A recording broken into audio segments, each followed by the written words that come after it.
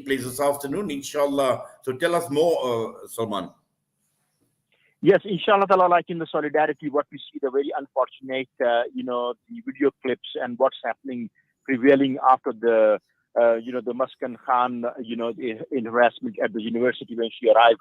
The goons of the band of the Hindu Datava youth, they encircle her and try to block her not to go into the class with wearing the hijab. And she stood at the might of all the, hundreds of the Hindus, youth, those were blocking her to go with the hijab, and she shouted Allahu Akbar, Allahu Akbar, and then she was, managed to get into the class or to the university. And that video inspired millions of the Muslims, millions of the youth, especially the women, that, what it is that, the young women want to go and have access to the to the educational institute and to practice her religious right. And she had been asked to strip her niqab, and well, she stood to the might of these goons, but many women have been stripped with a hijab, and some of them have been beaten up. Now that trend continue. Even the bank tellers, Hindus tellers, those are subscribed to the RSS, BGP, Hindu Datava. They are asking women to come and don't wear the hijab. If they want to draw the money, they don't give. And so it is not happening in isolation that we can just ignore. It is happening in a very well coordinated, and it is catching up into the other part of the state. The reason we were taking this, we have nothing against India, but what we saying that all these things happening, international media getting hold of every country is a protest, and the central government, which is constitutional, their constitutional right, their own, the constitute to protect the minorities' right and religious right and the freedom right, are keeping it quiet, and they letting it be happen. So either you say this is the law, or you say no, it is against the law, and all the institute must not stop this and harassing policy, because the schools and the smaller schools to bigger schools and universities, they're asking women or Islamic, the Muslim girls to come without a hijab because they cannot recognize them. And for the 700 years, this niqab was in practice, but now. So in that solidarity and protesting against the harassment of our, the mothers and sisters in India, we going out there in our numbers with a peaceful protest to make our voice heard, and showing the solidarity from the peace of, from the land of Nelson Mandela, Ahmed Katrada, Yusuf Dadu, and, Mini Kachalia, that they stood up as a Muslim at the tyranny, against the tyranny of the apartheid government. And now today, our own land, where the Satyagraha was, taking place with the leadership of Mahatma Gandhi, the wheels have turned against the Muslim.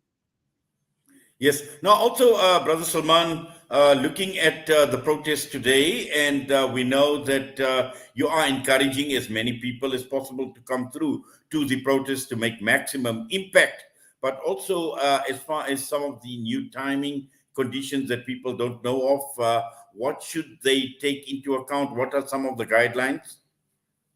Guidelines are, I don't want to go into the detail because I know you pressed for the time. I want to tell you the whole drama took place on Wednesday, where I was called for a meeting with the GMPD, just for a meeting to tell the rules and regulations. I arrived here with our chairman, Aziz Sheikh. We were surprised that the whole entourage of the Indian embassy, and they opposed the application, wanted to stop. They brought the people from the Pretoria, they are political lobbyists, and I don't know whether the police, half of the police members was from the Pretoria and the Birko, and they said this march cannot go ahead and it should be cancelled because it is only Salman Khan who have a problem with the hijab. None of the Muslim NGO or none of the Muslim religious bodies are taking. So they opened a case against me, and they wanted me to be arrested immediately with the immediate effect.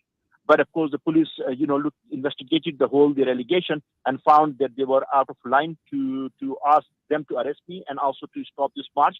So the march was permission was still kept, but under the strict conditions that no incitement, no pleating of the stone, no breaking of the COVID rules and regulation, no children under the age of 18 allowed, no arms, no the shouting of the NT or the any incitement.